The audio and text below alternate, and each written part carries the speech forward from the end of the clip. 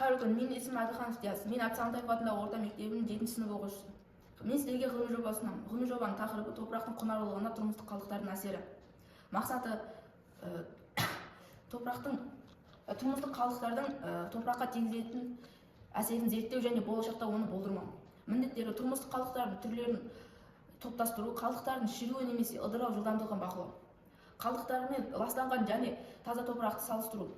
Топырақтың өсімдіктің өсу жылдамдығын бақылау. Эко бастамаларды ұсыну. Өзектілігі қазіргі таңда тұрмыстық қалдықтардың көлемін артып келеді. Бұл қалдықтарды дұрыс өңделмесе табиғи ортаны, соның ішінде топырақтың сапасына кері әсер етеді. Сондықтан оның құнарлылығын сақтау басты экологиялық міндеттердің бірі. Қоқыстың топыраққа тікелей әсері. Химиялық ластану, пластик, металл, батарея, тұрмыстық химикаттар сияқты қоқыс түрлері, топырақта ауыр металдар, мысалы қорғасын, сынап, кадмий мен уатты заттар бөлінеді.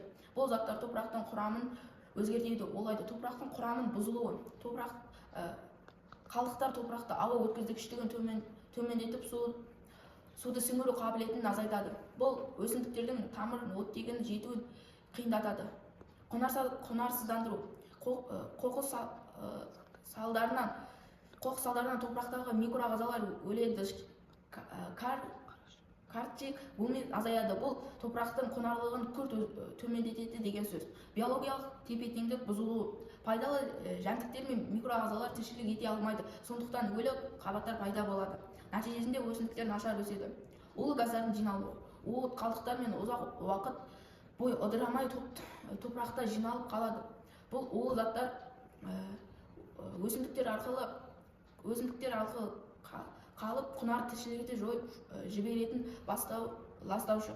Сондықтан тұрмыстық қалдықтар дұрыс басқару топырақты құнарлығын алғашқы шарты.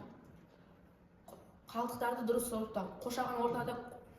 Қоршаған ортаны қорғаудың маңызды қадамы. Бұл табиғи ресурстардың үнемді экологиялық ауытқу жүйелерін және болашақ ұрпаққа таза орта қалыптастыруға көмектеседі. Топырақ құрамындағы өзгерістер әсіресе адам әрекеті мен ластау салдарынан болады.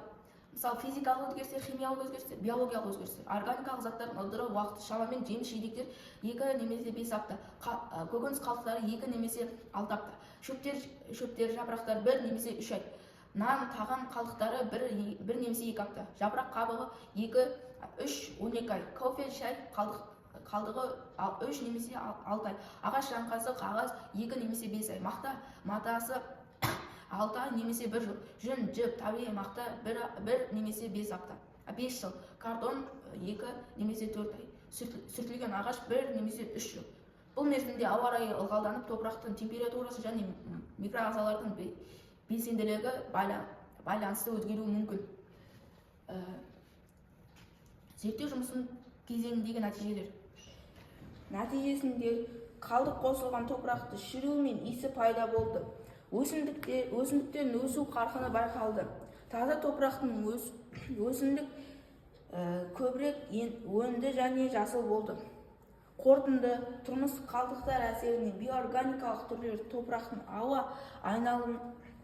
айналымын, ылғал сіңіруін және құнарлылығын төмендетеді. Органикалық қалдықтар дұрыс өңделсе тыңайтқыш бола алады, ал дұрыс өңделмесе топырақты улайды. Мектеп ауласына осындай әр затқа арналған қоқыс салатын ыдыстарды дайындаймыз. Оларға өзінің тастайтын заттарын тастаймыз. Шешім: оқушылардың экологиялық мәдениетін қалыптастыру, қоқыс дұрыс сұрыптау маңызды түсіндіру және мектеп аумағында сұрыпталған қоқыстарды жинау мәдениетін дамыту. Мақсаты: мектебімізде іс-шаралар ұйымдастырылды. Бірінші, кіріспе ақпараттар кездесу, екінші, сыныптар арасындағы байқау, үшінші, плакаттар байқауы, төртінші, қалдықтар жинау күні. Қорытынды: белсенді қатысқан сыныптар мен оқушыларға марапатталады. Мақтау қағазы, бағалы сыйлықтар, тарихи орындарға саяхат. Экобұрыштар, үздік жастар ілінеді.